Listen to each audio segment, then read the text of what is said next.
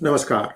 Tomorrow is the 1st of March, and President Biden will be delivering his first State of the Union address. And in preparation for that, there is a Freedom Convoy USA that is being planned such that it will reach the shores of DC at around the same time as the speech is going to start. Now, they are expecting that there will be maybe 100 vehicles or something of that nature, and it remains to be seen if this is going to create the same kind of impact as the one that Freedom Convoy did in Ottawa in Canada. As far as I know, the Capitol Police has made adequate arrangements, and they are not going to let people come all the way to the Capitol building, which is what is behind me.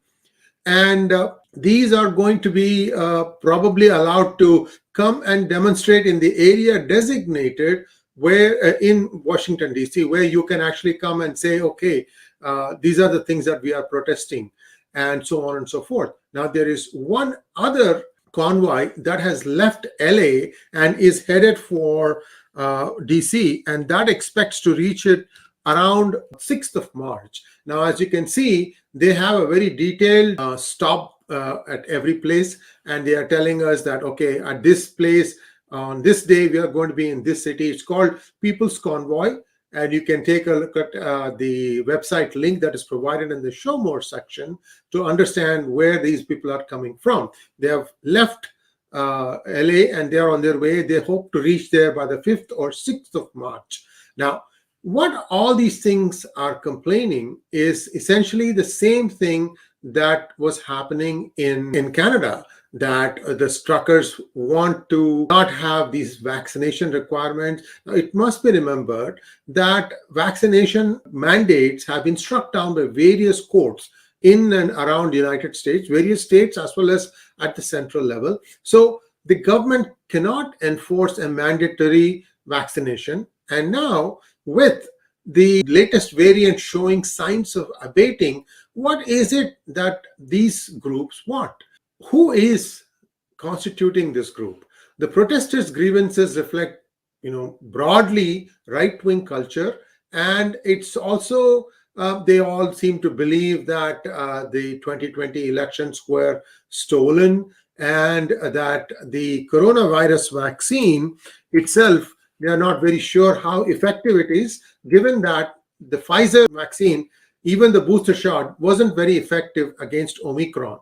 So there are a lot of doubts. So what is it that people want in this? The critical thing that everybody needs to remember is, till today, now it's 2 years and a few months since this virus struck us, we haven't really found out what led to it. You're always having two schools of thought. One says that it came from an animal market in Wuhan, and the other one says that it escaped from a lab in Wuhan. But the source is Wuhan, and even that, China tried to twist its way out of it. They were trying to say that it came from India, from US. I mean, depending on who you talk to, the origin itself is in doubt. So why is it that the US government, which in my opinion is best equipped, and it usually gets to the bottom of things, why is it not trying to find out where it actually originated from? Because unless you find that, you cannot find a cure for this. You will always be, moving, shifting goalposts. You'll be saying, maybe this will work, maybe that will work. So there is never that finish, that closure that we are all used to from America. All I know is that many times, many efforts were undertaken to try and find out what exactly was happening. As early as February 2020, Senator Tom Cotton had expressed fear that this may have leaked from a lab.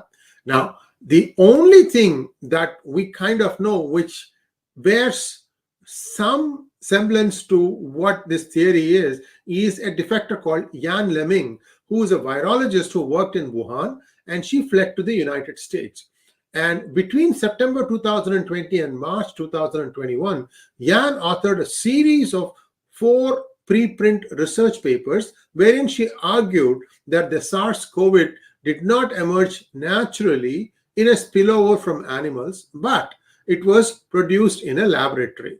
Now, the problem with this is that the person or the group that financed all her work is allegedly financed by Steve Bannon, who is right-wing. So now in the United States, we have two adversaries. If you talk to Democrats, America's adversary is Russia. If you talk to the Republicans, America's adversary is China. But who is really America's adversary? Isn't the American population owed the truth? Who really is the problem here?